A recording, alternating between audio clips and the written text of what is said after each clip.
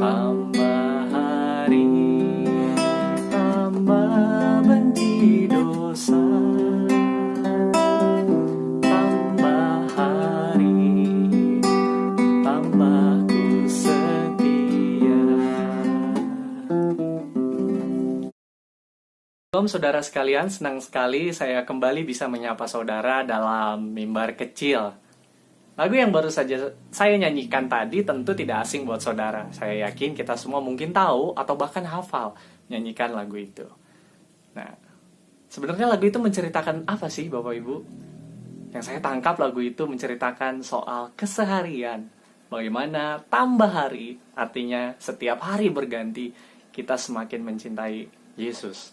Semakin mengasihinya melalui ketekunan kita, mendalami dan juga melakukan firman-Nya, dan juga upaya kita untuk menjadi saluran berkat bagi sesama. Nah, tentu menjawab pertanyaan ini sangat sulit. Apakah betul semakin hari kita semakin cinta Tuhan Yesus? Biarlah kita dalami itu pribadi lepas pribadi. Namun yang ingin saya ajak kita bersama renungkan adalah memaknai keseharian kita. Ya, saya ingin membacakan firman Tuhan dari Mazmur 90 ayat 12. Ajarlah kami menghitung hari-hari kami sedemikian, hingga kami beroleh hati yang bijaksana.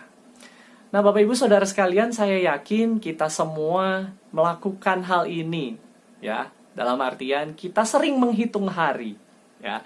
Karena kita bertanya, sekarang hari apa, gitu. Atau besok hari apa, gitu. Atau mungkin yang lebih mendalam lagi, kita mempertanyakan kapan sih pandemi ini akan berakhir? Kapan sih gereja dibuka kembali sehingga kita semua bisa beribadah misalnya.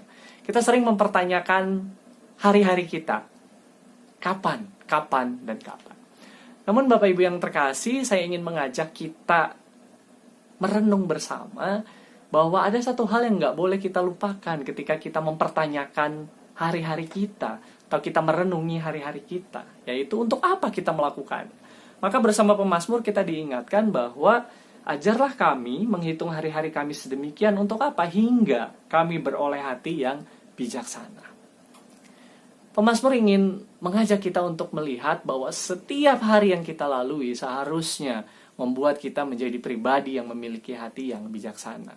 Hati yang tahu bahwa setiap harinya Tuhan juga hadir dan menuntun langkah hidup kita. Bahwa setiap harinya ada karya Tuhan yang seharusnya juga kita kerjakan di dalam keseharian kita. Nah, Mazmur 90 ini Bapak Ibu ditulis juga sebagai doa Musa, abdi Allah, di ayat yang pertama.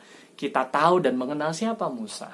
Musa adalah seorang yang dipakai oleh Tuhan, tapi juga seorang yang mengalami naik turunnya kehidupan di dalam fase-fase yang ia alami di dalam kehidupannya.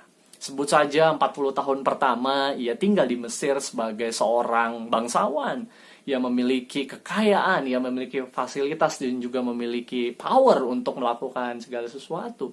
Mungkin hidup di fase itu sangat menyenangkan. Kita juga membayangkan bagaimana hidup di dalam fase yang sedemikian enaknya. Tapi lihatlah bahwa fase kehidupan Musa berganti, dia menjadi seorang pelarian. Ya, dia lari dan kemudian ia tinggal sebagai orang asing di negeri yang dia tidak kenal siapa-siapa di sana. Namun yang menarik, fase hidupnya kemudian dipakai Allah untuk memimpin sebuah bangsa yang besar, bangsa Israel. Dan inilah fase yang baru juga di dalam kehidupannya. Dan kita tahu perjuangan seorang Musa memimpin bangsa Israel tentu tidak mudah. Bahkan sangat sulit karena Israel adalah bangsa yang tegar tengkuk, sulit diatur. Namun di dalam fase-fase yang sulit sekalipun, Musa mendapat pertolongan dari Allah.